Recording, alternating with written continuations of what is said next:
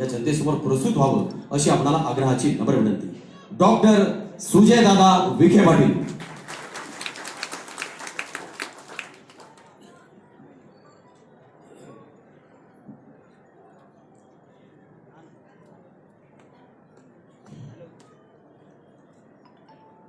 पारनेर तालुक्यामध्ये अतिशय आरोग्यश्री ज्यांना आपण नावाने उल्लेख केला जर वावगं ठरणार नाही असे आमचे सर्वांचे ज्येष्ठ मार्गदर्शक, आजचे सत्कार मूर्ती, ज्यांच्या 75व्या अमृत महोत्सवाच्या निमित्ताने आपण सगळे या ठिकाणी आलेला आहात, असे माननीय डॉक्टर बबनरावजी सोबले साहेब, उपस्थित असलेले त्यांच्यावर प्रेम करणारे, त्यांना शुभेच्छा देण्यासाठी आलेले सर्व त्यांचे आणि पद्मभूषण बाळासाहेब विखे पाटील यांचे सर्व जुने स्नेही, उपस्थित असलेले सर्व कुटुंबातल्या आलेल्या आमच्या सन्माननीय माता भगिनी, उपस्थित असलेले सर्व या विखे पाटील कुटुंबियांवर प्रेम करणारे ज्येष्ठ कार्यकर्ते, सर्व डॉक्टर असोसिएशनचे सन्माननीय आमचे डॉक्टर मित्र, डॉक्टर सहकारी आणि माननीय डॉक्टर सोबलेंचे चिरंजीव ज्यांनी या कार्यक्रमाचं आयोजन केलेलं आहे असे डॉक्टर विनायकजी सोबले, श्री बाळासाहेबजी सोबले आणि समस्त ग्रामस्थ पारनेर तालुक्याच्या ज्यांनी त्यांच्यावर प्रेम केले, उपस्थित असलेले सन्माननीय पत्रकार आणि युवक मित्रांनो, सर्वात प्रथम मी डॉक्टरांचे खरंच मनापासून आभार मानतो की एवढ्या मोठ्या कार्यक्रमाचं आयोजन आपल्या वडिलांच्या अमृत महोत्सवाच्या निमित्ताने त्यांनी या ठिकाणी केलं आणि त्या माध्यमातून डॉक्टरांनी केलेलं समाजामध्ये असलेलं कार्य पुनश्च एकदा नव्या पिढीसमोर आणण्याचं जे त्यांनी काम केलं त्याबद्दल एकदा जोरदार टाळ्या डॉक्टर आणि त्यांच्या सर्व मित्रपरिवाराला. खरं तर बऱ्याच दिवसानंतर माझ्या डोळ्यात पाणी आलं. मी सहसा भावनिक माणूस नाही, मी अनेकांच्या डोळ्यात आणलंय पण माझ्या डोळ्यात पहिल्यांदा आलं. त्याचे दोन कारण आहेत. एक तर तो जो व्हिडिओ त्यांनी माझ्यावर बनवला, तो व्हिडिओ पाहत असताना मी नेहमी हा विचार करतो की खरंच किती लोकांना आपल्यावर किती विश्वास आहे. 36 वर्षाचं वय झालंय. जनसामान्यामध्ये जेवढं शक्य असेल तेवढं काम करायचा मी प्रयत्न केला. कुपना संदर्भात असेल, आरोग्य शिबिराच्या माध्यमातून असेल, गोरगरिबांचे कामं असतील, कार्यकर्त्यांचे कामं असतील, संघटना चालवण्याच्या दृष्टिकोनातून असेल. आणि मग एवढं मोठं काम करत असताना नेहमी मला या गोष्टीची भीती मनामध्ये राहते की खरंच आपण लोकांच्या अपेक्षा पूर्ण करू शकतो. एकटा सुजय विखे 36 वर्षामध्ये किती लोकांचा मुलगा म्हणून काम करेल, किती लोकांचा नातू म्हणून काम करेल, किती लोकांचा भाऊ म्हणून काम करेल, किती लोकांचा मित्र म्हणून काम करेल, या गोष्टीची चिंता मला सातत्याने राहते. हे जे काही सगळं दक्षिण लोकसभेच्या तयारीच्या जवळपास जेव्हा मी येतो, एवढ्या मोठ्या संख्येने लोक ऐकायला येतात आणि जेव्हा व्हिडिओच्या माध्यमातून आपण केलेले काम जेव्हा आपल्या डोळ्यापुढे येतात, तर मला नेहमी असं वाटतं की फक्त हे काम करणारा एकटा सुजय विखेच का? फक्त एकटं माझ्या घरात सत्ता आलेली नाही, अनेक लोक राजकीय घराण्यात जन्माला आलेले आहेत. अनेक लोक अशा घरात जन्माला आले ज्यांच्या घरांमध्ये लाल दिवा राहिलेला आहे, ज्यांच्या घरांमध्ये लोकांनी सत्ता दिली. आणि म्हणून मला वैयक्तिक या गोष्टीची विनंती सगळ्यांना करायची आहे की बाबांनो, एकटा सुजय विखे सगळे करू शकत नाही. जी जबाबदारी मी आज पार पाडायचा प्रयत्न करतोय यापुढे भविष्यामध्ये ज्यांना ज्यांना राजकारणात यायचंय त्यांनी त्या जबाबदारीला थोडं हातभार लावलं तर निश्चित आपल्या नगर जिल्ह्याचा विकास होईल असं मला मुद्दामून सांगायचं. किती काम करणार? कारखाने आहेत, कुटुंब आहे, लोकांच्या अपेक्षा आहेत आणि मग हे काम करत असताना एवढा मोठा संघर्ष आपण त्या ठिकाणी संघर्षाला समोर जात असताना माननीय खासदार साहेबांचं जे काही पत्र तुम्ही त्या ठिकाणी वाचलं तरी ही गोष्ट तितकीच खरी आहे की आम्हाला एक कुटुंब या नात्याने माझा आणि त्यांचा सहवास फार मला मिळाला नाही. मला फक्त त्यांच्या जीवनातले शेवटचे जे काही 3 महिने होते तेव्हा माझं संभाषण त्यांच्या बरोबर कायम व्हायचं. विखे पाटील कुटुंबियांनी कधीही आजोबांनी त्याच्या वडिलांचं बालपण पाहिलं नाही, वडिलांनी त्याच्या मुलाचं बालपण पाहिलं नाही आणि आता डॉक्टर सुजय विखे त्यांचं मुलाचं बालपण पाहू शकत नाही. अहोरात्र समाजामध्ये काम करत असताना माझ्या वडिलांना कळालं नाही मी कधी मोठा झालो. मला आज कळत नाही माझी मुलगी, मी शेवट जेव्हा मला आठवतं 2.5 वर्षाची होती, मी काल रात्री घरी गेलो, 6 वर्षाची दिसते. राजकारणामध्ये भाषण, विचार, आक्रमक राहणं आपल्या जागेवर आहे, पण आम्ही आक्रमक का राहतो? आम्ही एवढं तळमळीने का बोलतो? आम्ही एवढा संघर्ष करायला काय तयार आहोत? कारण की या संघर्षामध्ये आम्ही आमचं सगळ्यात मोठं जर गोष्ट आमच्या कुटुंबाने कुठल्या गोष्टीचा त्याग केला असेल तर तो कौटुंबिक सुखाचा आहे. आजीवन आज तुम्ही अभिष्ट चिंतन सोहळा घेऊ शकले, डॉक्टर साहेबांचं कार्य समाजापुढे येऊ शकले. आमच्या मनामध्ये खंत राहते की कामाच्या ओघामध्ये आमदार राधाकृष्ण विखे पाटील असतील, मी असेल, आमच्या मनामध्ये खंत राहते की आम्ही बाळासाहेब विखे पाटलांचा अमृत महोत्सव घेऊ शकलो नाही. एक अशा माणसाचा जिने फक्त त्या कुटुंबाला आधार द्यायचं काम नाही केलं, पण असंख्य कुटुंब या जिल्ह्यातले नव्हे या महाराष्ट्रातले पण कामाच्या प्रवाहामध्ये ना त्यांनी कधी आम्हाला एक कुटुंब म्हणून वेळ दिला, ना आम्ही त्यांना कधी कुटुंब या नात्याने आम्ही त्यांच्यावर किती प्रेम करतोय दाखवायची संधी झाली.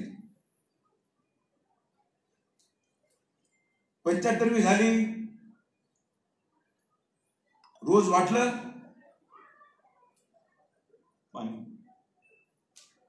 वाटलं की साजरा केली पाहिजे, अमृत महोत्सव झाला पाहिजे.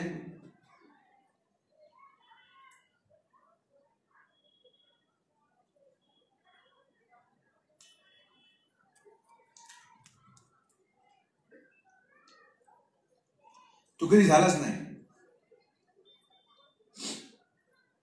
आणि या सगळ्या गोष्टीमध्ये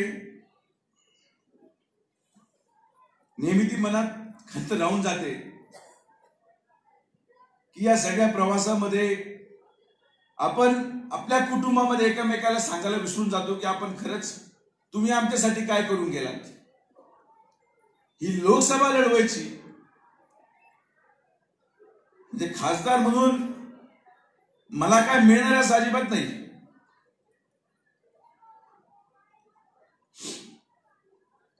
मला काय फार मोठं व्हायचंय, मला काय फार मिळेल, लोक माझ्या प्रेम करतील अजिबात नाही.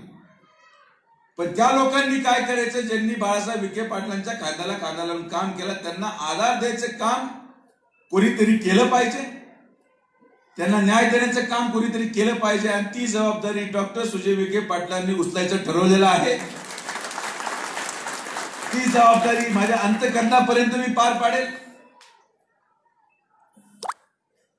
आणि कुणीतरी समाजामध्ये गरिबांचा विचार केला पाहिजे. डॉक्टर साहेबांनी त्यांचं आयुष्य घातलं, डॉक्टरकीच्या माध्यमातून गरिबांची सेवा केली. आज आमच्या कुटुंबाला विरोध होतो, भयानक विरोध होतो. कधी आम्ही पुढे यायचा प्रयत्न केला तरी सुद्धा प्रत्येक गोष्टीला आम्हाला अडकाठी घालावं लागतं. एवढी सोपी होणारी लोकसभेची निवडणूक समोर दिसताना प्रत्येक वेळेस फक्त विखे पाटलांना कसं थांबवलं जाईल यासाठी प्रयत्न होतो. पण मी त्यांना सगळ्यांना सांगतो की मी राधाकृष्ण विखे पाटील नाहीये, मी सुजय विखे पाटील आहे. जेवढा तुम्ही मला थांबवायचा प्रयत्न करणार तेवढ्याच मोठ्या मताधिक्याने मी त्या ठिकाणी निवडून येणार. सर्वसामान्य माणसाचा आवाज तुम्ही दाबू शकत नाही. तुम्ही जितना प्रयत्न करायचा, जितकी ताकद लावायची ही तुमची शेवटची संधी. जेवढ्या लोकांना एकत्र यायचं एक या, जेवढ्या लोकांना मला थांबवायचंय पूर्ण महाराष्ट्रातून, मुंबईतून, दिल्लीतून, ही तुमची शेवटची संधी. सुजय विखे इथंच उभा आहे आणि एप्रिलच्या मतदानानंतर, निकालानंतर सुजय विखे त्याच ठिकाणी ठामपणे उभा राहणार असं मी नम्रपणे त्यांना सगळ्यांना सांगतो. कारण की ही निवडणूक आमची अस्तित्वाची नाही, ही निवडणूक या नगर जिल्ह्यातल्या प्रत्येक सर्वसामान्य माणसाच्या अस्तित्वाची आहे. प्रत्येक सर्वसामान्य गोरगरीब माणसाची आहे. प्रत्येक सर्वसामान्य बेरोजगार युवकाचा आहे. आणि म्हणून या निवडणुकीला समोर जात असताना मी आपल्या सगळ्यांना विनंती या ठिकाणी करतो की ठीक आहे, आज एक वेगळा प्रसंग माझ्या मनामध्ये आला. मी बऱ्याच दिवसानंतर रडलो. मी खासदार साहेबांच्या अंत्यविधीला रडलो नव्हतो, कारण की मी एवढं पाहून घेतलं होतं. डॉक्टर या नात्याने मला कधी डोळ्यात पाणी यायचं मला परवानगी नसते. पण आज जो विरोध मला होतो त्या गोष्टीची एक सल माझ्या मनात आहे की तुम्ही मला विरोध का करता. पण हीच विरोधाची भावना माझ्या मनामध्ये सगळ्यात मोठं प्रेरणा देते की आपल्याला थांबायचं नाहीये. आपल्याला त्या लोकांना न्याय द्यायचा आहे ज्यांनी आपल्या आजोबांबरोबर उभे राहिले, ज्या लोकांनी आपल्या आजोबांना पाठिंबा दिला. मग डॉक्टर असतील, या ठिकाणी येताना प्रत्येक ज्येष्ठ व्यक्ती असेल जो ज्यांनी मला सत्कार केला, की तो प्रत्येक व्यक्तीने या ठिकाणी जो प्रेम दिलं, त्या प्रेमाचं भावनेचा आदर करत मी या ठिकाणी फार बोलणार नाही. डॉक्टर सोबले आणि त्याच्या सर्व कुटुंबियांना मी आज बोलायचं भरपूर होतं, पण नेमके आज मला बोलता येणार नाही, अनेक कारण असतील. पण मी तुम्हाला आश्वासन देतो, कितीही मोठा संघर्ष करावा लागला तरी आपल्या विखे पाटील कुटुंबियांवर प्रेम करणाऱ्या प्रत्येक माणसाला न्याय देण्यासाठी पेपरमध्ये काही येऊ, व्हॉट्सअपवर काही येऊ, कोणी भेट नाकारली, कोणी कोणाला सम्य केलं, कोणी बंड थांबला, मी तुम्हाला स्टॅम्प पेपरवर लिहून देतो की जर डॉक्टर सुजय विखे पाटलांनी 2019च्या लोकसभेमध्ये माघार घेतली तर परत तुम्हाला तोंड दाखवायला या ठिकाणी येणार नाही. ही निवडणूक मी लढवणार, पूर्ण ताकदीने लढवणार. कारण की आता ही निवडणूक माझ्या अस्तित्वाची झाली. मला पाहायचंय की लोकांना काय पाहिजे. लोकांना दडपशाही पाहिजे, लोकांना कूटनीतीचं राजकारण पाहिजे का लोकांना विकास पाहिजे, हे या नगर दक्षिणेच्या जनतेने आज ठरवायचंय. की तुम्हाला अशा पद्धतीचं राजकारण चालेल की जो व्यक्तीला फक्त थांबवण्यासाठी पूर्ण महाराष्ट्रातून सगळे लोक एक यायचा प्रयत्न करतायत. 1991 साली तेच झालं, 2019 साली तेच होते. पण मला आनंद आहे की 36 वर्षाच्या वयामध्ये एवढे प्रेम करणारे लोक मला मिळाले.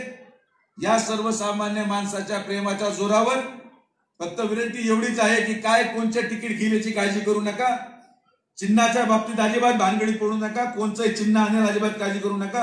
2 चिन्ह असतील, या 2 चिन्हापैकी एका चिन्हावर सुजय विखे पाटील उभं राहणार हे मी तुम्हाला आवर्जून सांगतो. कारण की आज एका गोष्टीची सहनशीलतेला मर्यादा असल्याने ती सहनशीलतेची मर्यादा ओलांडली गेलेली आहे.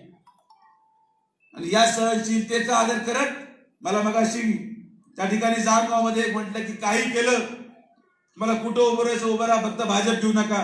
मी त्याला विचारलं की तू राष्ट्रवादी आणून दे, मी थांबून घेतो. तू राष्ट्रवादी आणून दे, मी थांबून घेतो. तर या बाबतीत माझी विनंती आहे की चिन्ह कुठलं जरी असलं तर पक्षाच्या धोरणावर मी जगत नाही. पक्षाच्या धोरण काही असते, काही पक्षाचे धोरण हिंदुत्ववादी असतील, काही पक्षाचे धोरण काही ठराविक पक्षाच्या विरोधात असतील.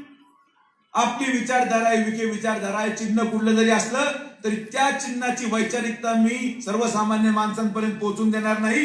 चिन्ह दुसरं असणार, पण वैचारिकता ही सुद्धा डॉक्टर सुजय विखे पाटलाचीच असणार हा शब्द मी तुम्हाला या ठिकाणी देतो. म्हणून चिन्ह पाहू नका, चिन्हावर असलेले फ्लेक्स बोर्डचे वरचे फोटो पाहू नका. माझाही त्यांच्यावर विश्वास नसेल कदाचित, पण तुम्ही फक्त एक माणूस पाहायचा की खाली कोण दिसतंय, तुम्हाला कोणावर विश्वास आहे.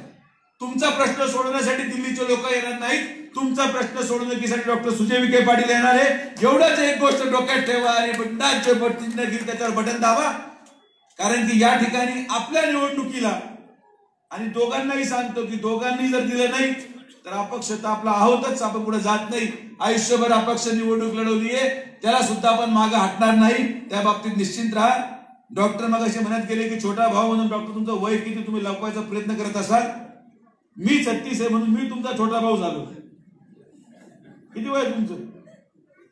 42. वय पण एकदम नावाचं सोबत 42. तुम्ही 42 आम्ही 36 आहात, तुम्ही माझ्या मोठ्या भावासारखे आहात. पण अतिशय एक आपल्या वडिलांचा अभिषेक चिंतन सोहळा घेण्यामध्ये जो काही आनंद प्राप्त होतो, आम्ही खासदार साहेबांचं करू शकलो नाही, पण डॉक्टरच्या माध्यमातून डॉक्टर साहेबांच्या मध्ये आम्ही आमचे खासदार साहेब माझे आजोबा पाहतो, म्हणून त्यांचाच अभिषेक चिंतन सोहळा असेल हे ग्राह्य धरून. कारण की प्रत्येक व्यक्तीमध्ये डॉक्टर साहेब असतील, जावरे साहेब असतील, खिलारी अण्णा असतील, असे असंख्य लोक, या प्रत्येक लोकांमध्ये मला खासदार साहेब दिसतात. या प्रत्येक लोकांमध्ये मी खासदार साहेबांना पाहतो, पण खासदार साहेबांना माझ्यामध्ये शोधण्याचा प्रयत्न करू नका. मी तुम्हाला फरक सांगतो की खासदार साहेबांचा का माणूस या महाराष्ट्रामध्ये कधीही जन्माला येऊ शकणार नाही, कोणीच नाही. ना राधाकृष्ण विखे पाटील ना सुजय विखे पाटील. आमच्या सगळ्या दोघांमध्ये एकच समानता आहे, आणि ती समानता फक्त मी तुम्हाला सांगतो 1 किंवा 2 जास्तीत जास्त असतील. पहिला मुद्दा की जनसामान्य माणसाला दुःख झालं तर आमच्या दोघांच्या डोळ्यात पाणी येतं, ही सगळ्यात पहिली आमची समानता दोघांमध्ये. आणि दुसरा की